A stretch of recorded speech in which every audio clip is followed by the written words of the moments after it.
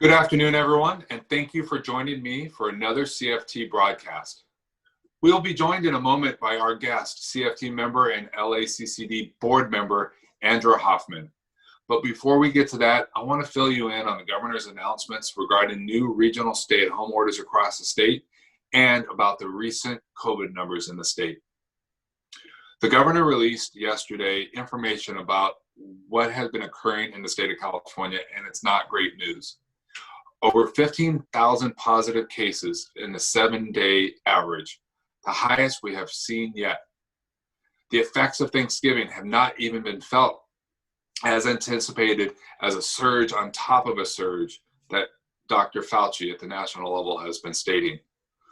In California, hospitalizations have increased 86% in the last 14 days. The increase in the death rate, we've had back-to-back days of 113 deaths, close to 1,000 deaths in the last 14 days. If we don't act now, we will see these numbers increase even more. So the governor is pulling an emergency brake in a much more broad and comprehensive way than we have seen thus far. The first thing is he is asking that we stop gathering with those outside of our own households. The governor has also categorized and divided the state into 5 regions based upon hospitalizations: the Northern California, the Bay Area, Greater Sacramento, San Joaquin Valley, and Southern California. Regions where ICU capacities within these regions, where the ICU capacities fall below 15%, a stay-at-home order lasts for a minimum of 3 weeks. The governor anticipates that all regions outside of the Bay Area will be issued a stay-at-home order within the coming day or two. The Bay Area is expected to be issued a regional stay-at-home order sometime from the middle to late December. Given that Thanksgiving numbers are not currently in the most recent calculations, I think we can expect the numbers to get temporarily worse in the near future, as what we reported from the governor. Sectors that are closed right now should be bars, wineries, personal services, hair salons, and barbershops. Sectors that will remain open, according to his guidance, schools that are currently open, and I'll get back to this, critical infrastructure, retail at 20% capacity, and restaurants for takeout and delivery only. All non-essential travel is temporarily restricted statewide. He did encourage people to go outdoors, for example, to go for a walk or a hike, ride your bike, go to the beaches, but stay socially distanced. And if you need to be close to somebody for a short period of time, wear a mask. But there is light at the end of this tunnel, and we are months away from a vaccine. So we hope that this is our last hard shutdown, and we have to do this right to get us to the end of this tunnel. We have to do everything in our power to flatten the curve this final time, make sure our hospitals have the capacity for what we all hope is a final surge, if that is occurring. The governor has also made statements about the vaccines. The governor demonstrated a commitment to making sure that those who need a vaccine first get it first, and that they aren't crowded out by those who can simply afford to pay for it and skip the line. And we will hold him to that. Responding to the need and doing so with an eye towards equity will be absolutely critical as we begin to roll out the vaccine. As many have noted, the priority for vaccines right now are those people working in our medical fields, and we support that. I also want to add a note on what it means for our schools. It has been CFT's consistent position that schools should not be physically open while we are still battling these ongoing surges. And that remains our position. We will continue to advocate that the safety of our teachers, our school staff, students, and broader communities are our top priority, and that now more than ever, we are not in a place where schools should be opening to in-person instruction. We will continue to advocate for our members and urge that safety is a top priority, and we will support the reopening of schools for in-person instruction when it's safe to do so and when proper testing and PPE are provided, among other things. I know that is a lot of information to take in, but we are going to continue to do our best to keep you updated and informed as we continue through this.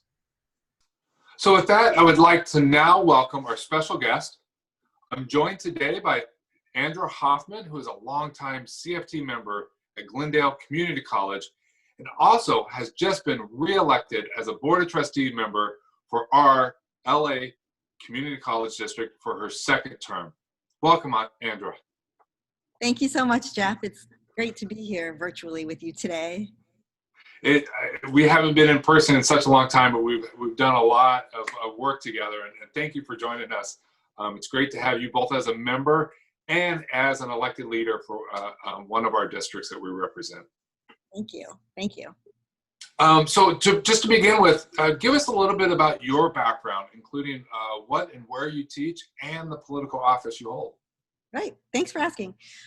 So I have been at Glendale Community College since 1997.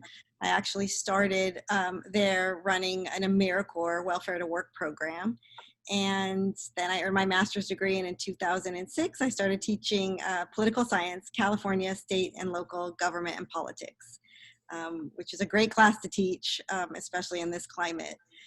In addition to that, I have been on the Board of Trustees for the Los Angeles Community College District for the past 5 years. I was first elected in 2015, and I just successfully ran for re-election, and it's been exciting. The election was just certified, as we all know, a couple of days ago.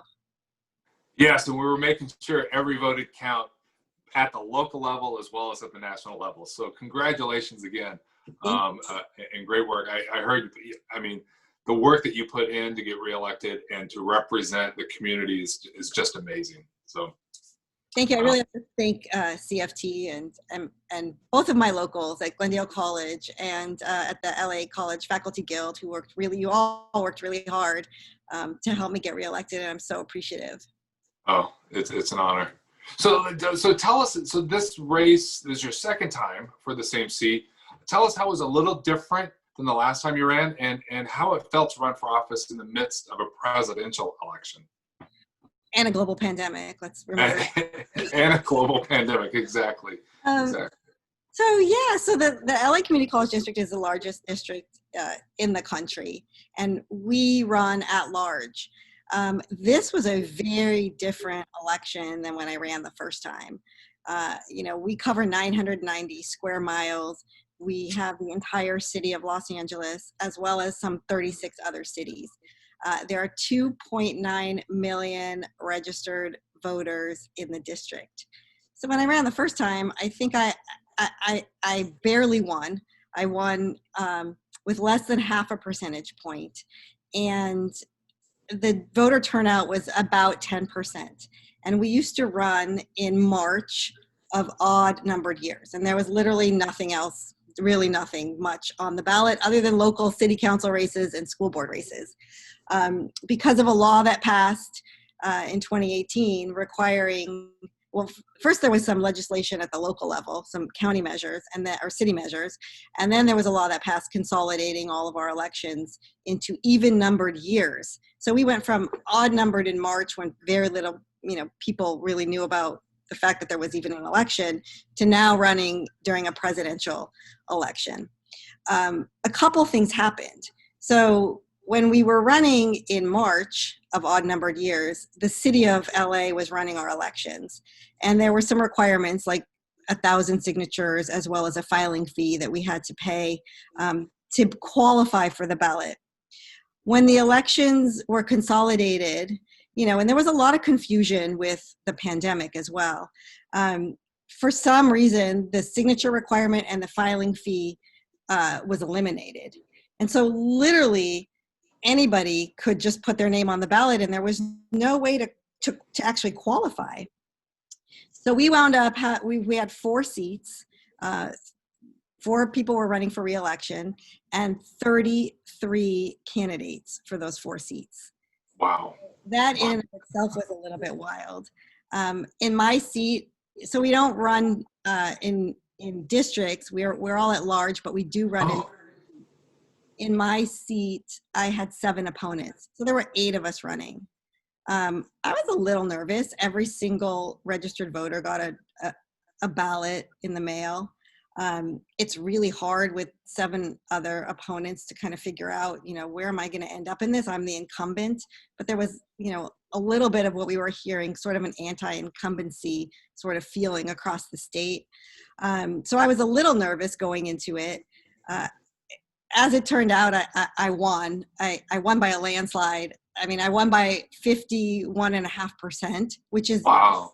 crazy when you have 7 opponents. Thank you. I think I'm the highest vote getter ever for the LA Community College District Board of Trustee races. When I won last time by less than half a percentage point, I think I had 52,000 votes maybe. This time I had 887,000 votes, if you can imagine that. So the voters have spoken, and I feel pretty good about it. We were all very concerned running during a presidential election, thinking, are people even going to care about local? Seriously. Fortunately, there was a law that passed, that there was a proposition that passed actually putting local races in front of all the other races, in front of the statewide, in front of the presidential. So actually our race in LA County, most of the county, was the first thing folks saw on their ballot. And I was running in seat 1, so like my name was right there. And I think that really helped. And it helped invigorate sort of a passion in people. Like, I saw something I had never seen before. Voters were actually contacting us. They found our email addresses. My cell phone number was very accessible. And people were calling saying, I was going to skip this race, but I thought, hey, if it's in the front of the ballot, this might be kind of important. I think this is important to vote for. So tell me a little bit more about the race and about yourself. So it was kind of exciting. I'll admit, we were nervous in the beginning, all 4 of us who won election, but it wound up being a really great experience. I mean, it's a great story. I mean, you're a political science teacher, but it's a great story about changing the laws to improve democracy for our local races, which do affect and bubble up to our state and national. And everyone knows about the presidential race. Everyone's hearing about the presidential race. So we don't need to have it at the top of the ballot, as you pointed out. And you get more turnout down ballot by flipping literally the ballot list. 75% turnout in LA County. And in my race, 1.7 million people voted. That's huge. Wow. That's huge. Wow. That's great. Wow. And the work that you did to get that done and communicate to all of them, I mean, just the number tells the story. 51%, you said? 51.5%. 51.5%. I'm not going to steal you of that 0.5%. Every vote counts. Every vote counts. Let me tell you, when you win by 1,121 votes, which is what I won by last time, every vote counts. Yeah, exactly. So as an elected official in the largest community college district in the nation, and as an instructor in a different district, can you tell us a little bit about how you believe community colleges can help our communities recover from the devastating impact of the COVID-19 pandemic? Yeah, thank you for that question. As most of us know, community colleges for many years now have been training most of the state's firefighters, nurses, early childhood educators. And I really believe that we are the needed institutions to help with the economic recovery of the state. And by partnering with the business community and partnering with other institutions of higher education and K-12, I do believe that we can create the kinds of programs that will provide for the jobs of the future. Now, those jobs may be changing. We all know that when people are affected by unemployment, they do come back to us for retraining. And so trying to kind of figure out, what is that going to look like during the pandemic and then post-pandemic, I think we can be major players in that economic recovery. We have a really nice partner with the building trades, the LA and Orange County building trades. We have some construction programs. We've got a program called Hire LAX out of LA Southwest College, working on the remodel of the Los Angeles International Airport. And so as we look at rebuilding and we look at what's going on, in terms of construction. And I don't know about you, but like I take miles of walks to nowhere during the day, since I don't go anywhere and I'm working out of my bedroom essentially. And there's a lot of construction going on, you know, and those could be our students being trained for the construction industry. And, you know, as we look at our essential workers, you know, how can we beef up the kinds of training that they're going to need going into the future? Yeah, it's so important. Go ahead. I think we're challenged in bringing students back for physical instruction. And there are some programs, especially our vocational programs, that really are going to need to, we're going to need to figure out a way to get students back on campus to get the kinds of skills training that they're going to need. Because otherwise we will be devastated way into the future, right? Absolutely, yeah. It's so important. The community college education system in California is so important, and it's not only just a gateway to four-year university, but also to careers and hands-on trades.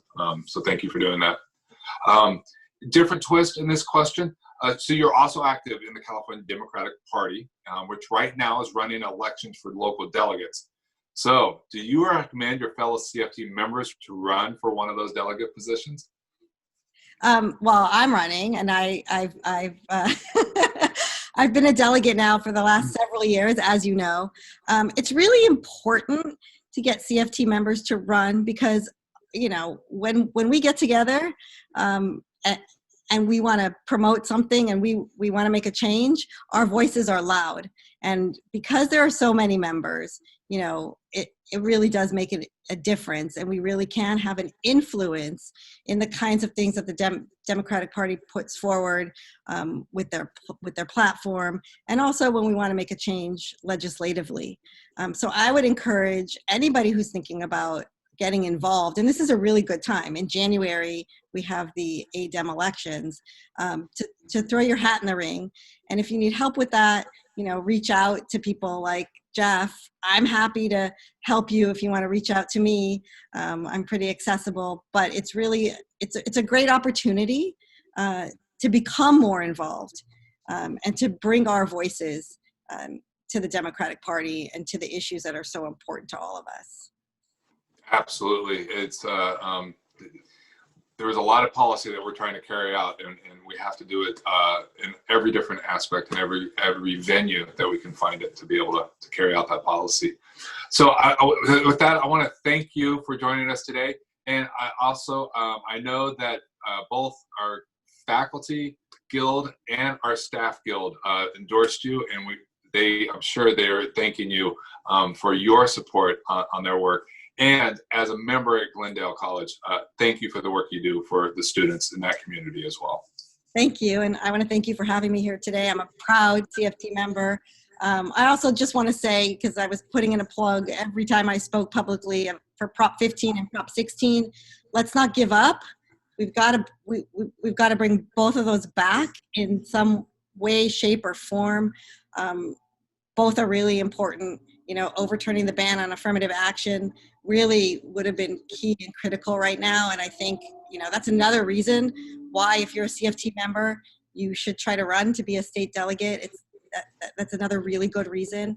And let's not give up on that split role, because, you know, commercial property owners and businesses need to pay their fair share, and schools really, really, really need the revenue right now. So let's keep fighting hard and fight the good fight. Absolutely. And thank you for that. And thank you so much for joining us today. Thanks for having me. This was fun. Yeah. Take care. Take care. Thanks again to Andra for joining me this week. And thanks to all of you for joining us today, and specifically the work that you continue to do for our schools and our students. Please stay safe and take care of each other around you. Have a great evening.